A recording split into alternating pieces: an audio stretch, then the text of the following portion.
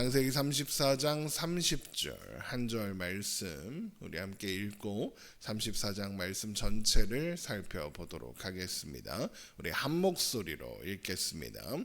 야곱이 시므온과 레위에게 이르되 너희가 내게 화를 끼쳐 나로 하여금 이 땅의 주민 곧 가나안 족속과 브리스 족속에게 악취를 내게 하였도다. 나는 수가 적은즉 그들이 모여 나를 치고 나를 죽이리니 그러면 나와 내 집이 멸망하리라. 아멘. 에서와 헤어진 야곱은 숫곳이라는 곳에 잠시 머물다가 세겜이라는 곳으로 가서 정착했습니다.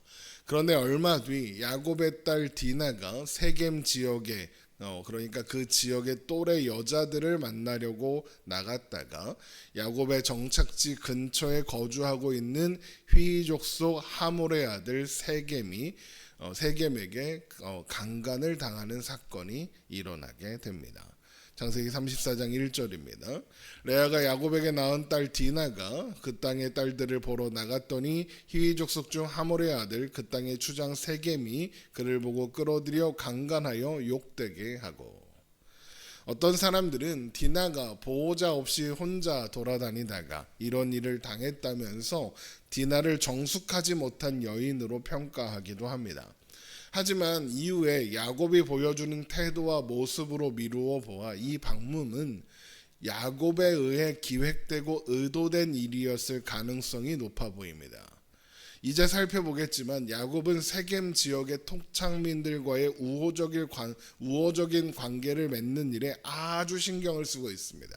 그래야 그곳에서 안전하게 살 수 있다고 생각하고 있는 겁니다. 그런 상황에서 야곱의 자식들 중 유일한 딸인 디나가 그 지역의 유력한 사람들의 딸들과 친교를 맺고 교류하는 일은 중요한 외교적 행동입니다.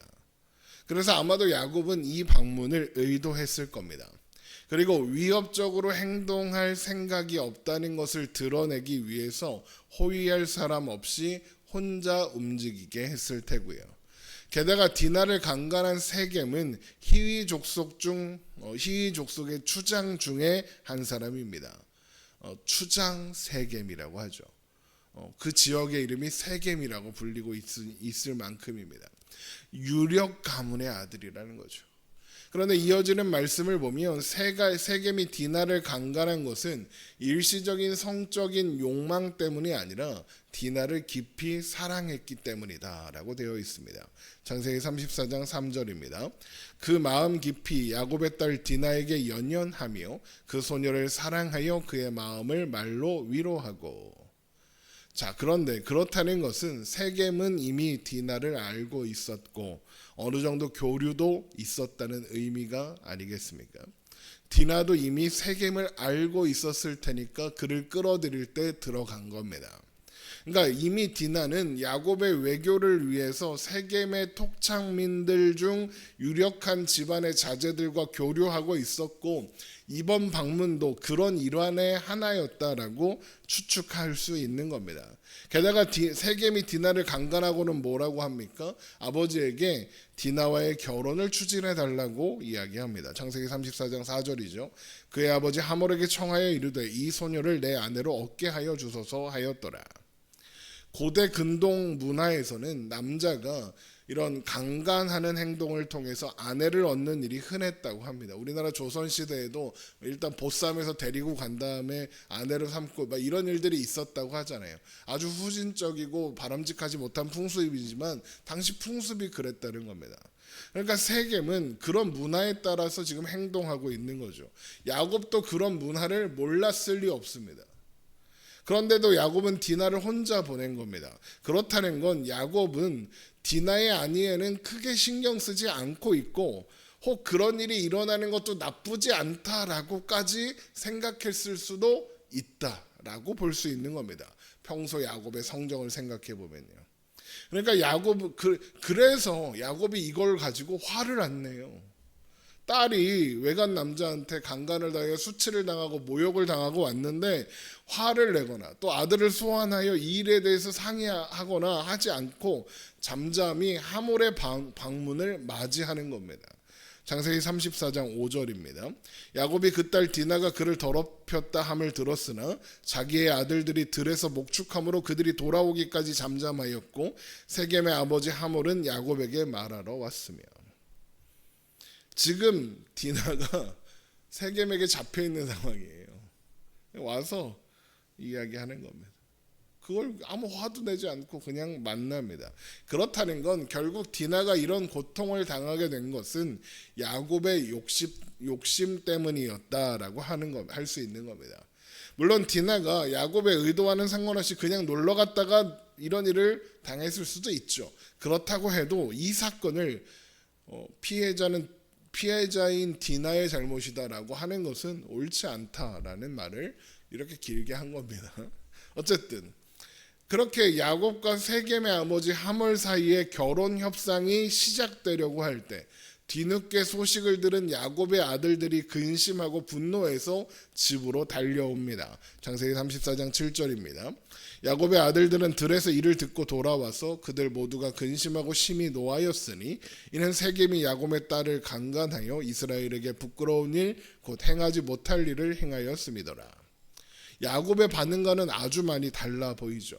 그리고 사실 이게 당연한 반응 아니겠습니까? 그런데 그렇게 화가 나서 집으로 돌아온 그들이 본 광경이 뭡니까? 야곱이 아버지가 여동생을 강간한 세겜의 아버지와 결혼 협상을 하는 모습인 겁니다. 그러니 더 화가 났을 겁니다. 그런 분위기를 읽은 하몰도, 세겜의 아버지 하몰도 야곱의 아들들이 화가 많이 났다는 걸 눈치채고 그들을 설득하려고 이야기하는 겁니다. 창세기 34장 8절입니다. 하몰이 그들에게 이르되 내 아들 세겜이 마음으로 너희 딸을 연연하여 하니 원하건대 그를 세겜에게 주어 아내로 삼게 하라. 너희가 우리와 통혼하여 너희 딸을 우리에게 주며 우리 딸을 너희가 데려가고 너희가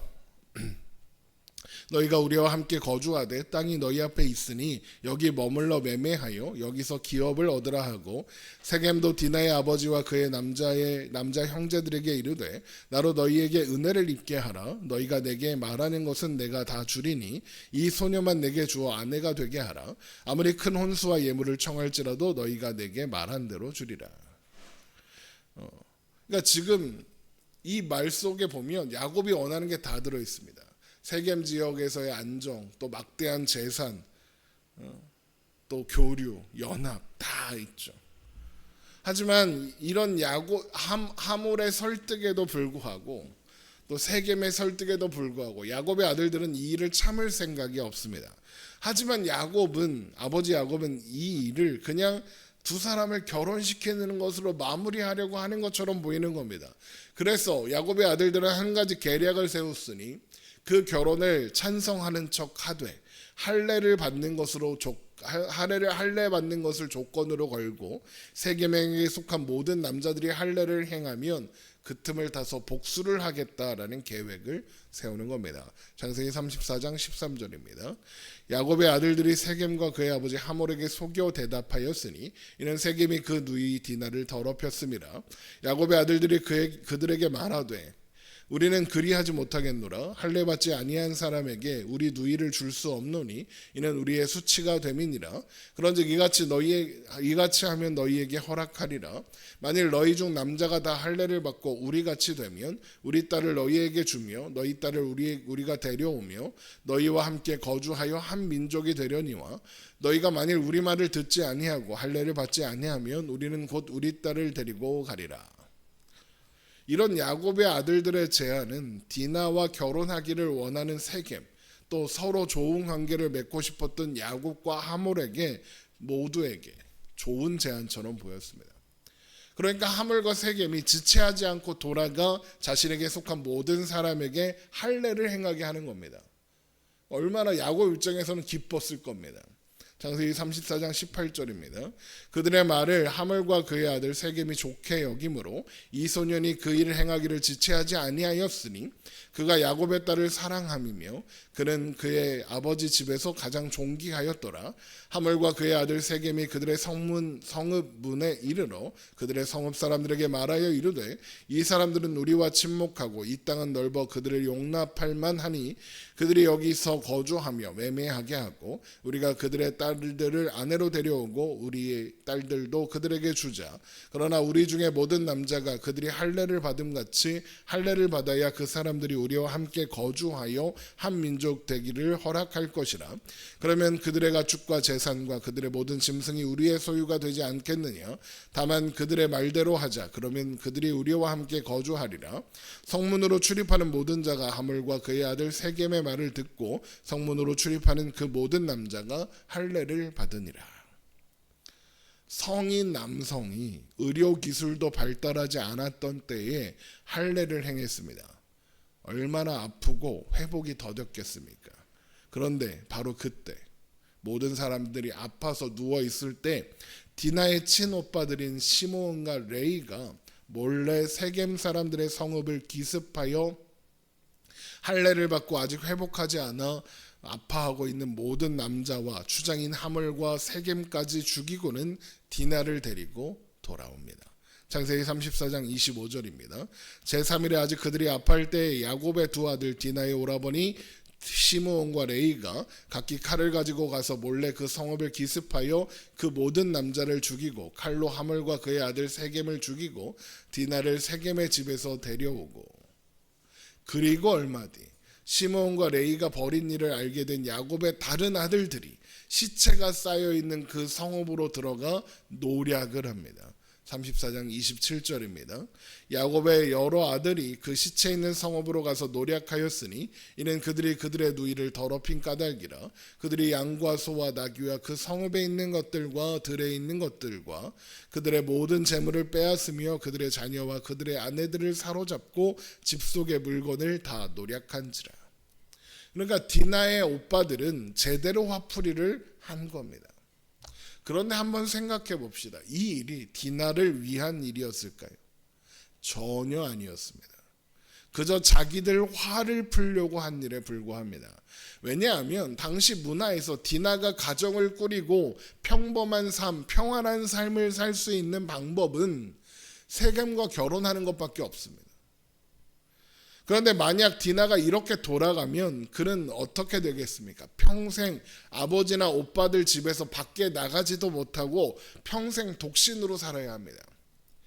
당연히 성폭행은 당연히 아주 나쁜 일이고, 그래서 앞으로 디나의 삶이 평범하게 행복할 수는 없겠지만 어쨌든 결혼이 성사되어 결혼이 공표되었습니다. 그런데 그렇게 공표된 결혼의 기회가 사라져버리면 디나는 더 고통스러운 세월을 살아야 한다는 겁니다. 그러니까 시므온과 레위는 디나의 고통을 더하게 했을 뿐 아무것도 해결하지 못한 거고 그냥 자기들 분풀이만 잔뜩 한 것에 불과한 겁니다. 가족 중 아무도 그녀가 당한 일로 인해 아파하거나 디나를 위로해 주는 사람이 없습니다. 다 자기 이득과 자기 감정에 따라 행동하고 있을 뿐이죠. 디나의 입장을 생각하고 배려하는 사람이 아무도 없습니다. 오히려 디나를 위로하는 건 디나를 강간한 세겜뿐이었습니다. 창세기 34장 3절 보세요. 그 마음 깊이 야곱의 딸 디나에게 연연하여 그 소녀를 사랑하여 그의 마음으로 말로 위로하고. 첫 단추가 잘못되긴 했지만 어떤 면에서는 디나를 가장 사랑한 건 세겜뿐이었던 거고, 그래서 그냥 두는 편이 디나에게 더 나은 선택이 될 수도 있었던 겁니다. 그런데 더 황당한 일은 이 소식을 들은 야곱이 시므온과 레위에게 그들 때문에 자신에게 화가 미치게 되었다며 화를 낸다는 겁니다. 창세기 34장 30절입니다. 야곱이 시므온과 레위에게 이르되 너희가 내게 화를 끼쳐 나로 하여금 이 땅의 주민 곧 가나안 족속과 브리스 족속에게 악취를 내게 하였도다. 나는 수가 적은즉 그들이 모여 나를 치고 나를 죽이리니 그러면 나와 내 집이 멸망하리라. 디나가 험한 일을 당하고 왔을 때 야곱은 화내지 않았습니다. 그랬던 야곱이 시므온과 레위가 복수를 하고 왔다니까 화를 냅니다. 왜요? 자신이 계획했던 모든 일들이 수포로 돌아갔거든요. 히위 족속 추장 세겜을 사위로 맞으면 세겜에서의 생활은 그야말로 안정될 겁니다. 그걸 기대하고 야곱이 디나를 그 땅의 딸들과 교류하게 한 거고, 그걸 기대하고 디나가 험한 일을 당했는데도 하몰과 결혼 협상을 했는데 시므온과 레이가 그들을 다 죽이고 포로까지 잡아왔으니 야곱의 계획은 그야말로 다 망한 겁니다. 그러니까 야곱은 끝까지 딸의 안녕과 평안보다 자신의 안위가 더 중요했던 겁니다. 이런 야곱의 반응은 시므온과 레위는 그러면 누이인 디나를 창녀처럼 대한 사람들을 가만히 두는 게 옳았냐라고 반문합니다. 창세기 34장 31절입니다. 그들이 이르되 그가 우리 누이를 창녀같이 대우함이 옳으니이까. 그러나 야곱은 침묵합니다. 왜 침묵했을까요? 할 말이 없었어요? 아니요. 지금 이 위기에서 벗어날 방법을 궁리해야 해서 그랬을 겁니다. 생각해보면 이런 야곱의 모습은 그가 그토록 경계하고 미워했던 라반과 다르지 않습니다. 자신들보다 자신의 안위가 더, 자식들보다 자신의 안위가 더 중요합니다. 야복강 나루에서 하나님과 씨름하고 허벅지 관절이 꺾이고 그렇게 항복하고 이스라엘이라는 이름을 얻었지만, 그렇게 하나님 없으면 안 되는 인생이라는 걸 배웠지만 야곱은 여전히 자신의 방법, 자신의 생각을 의지하고 있는 겁니다. 야곱이 하나님을 만난 이후에도 여전히 자신의 생각대로만 살아가고 있는 겁니다. 하나님께 가야 할 곳을 묻지 않았습니다. 하나님의 인도를 구하지 않았습니다. 그저 자기 눈에 좋은 곳으로 자기 마음에 옳은 대로 행했습니다. 그런데 그래서 어떻게 됐습니까? 안녕과 평안을 얻었습니까? 아니요. 모든 것을 잃었습니다. 야곱 본인의 안녕도 딸인 디나와 아들들의 평안도 모두 잃었습니다. 이런 결과는 야곱의 선택이 얼마나 불안정한 것이며 불행한 결과를 초래할 수밖에 없는지를 보여주는 겁니다. 야곱이 야곱으로 사는 한 이런 현실은 달라지지 않을 겁니다. 하나님이 주신 새 이름이 이스라엘이 될 때에서야 비로소 야곱은 안녕과 평안을 얻게 될 겁니다. 그래서 하나님께서 자기 마음대로 행하다가 커다란 위기 앞에 놓인 야곱을, 어디로 가야 할지 어떻게 해야 할지 모르는 야곱을 베델로 오라 부르시는 겁니다. 그렇게 하나님은 야곱에게 피할 길 없는 세상에서 하나님이 길이시고 평안 없는 세상에서 하나님이 평안이시라는 것을 가르쳐 주기로 하시는 겁니다. 어디로 가야 할지 어떻게 해야 할지 어디가 길인지 모르겠을 때, 사방이 막힌 것 같을 때에도 하늘은 언제나 열려 있습니다. 하나님이 우리와 함께 계십니다. 이것을 기억하고 믿음으로 평안 없는 세상에서 평안을, 안녕 없는 세상에서 안녕을 누리며 살아가는 저와 여러분 되시기를 주님의 이름으로 축원합니다. 기도하겠습니다.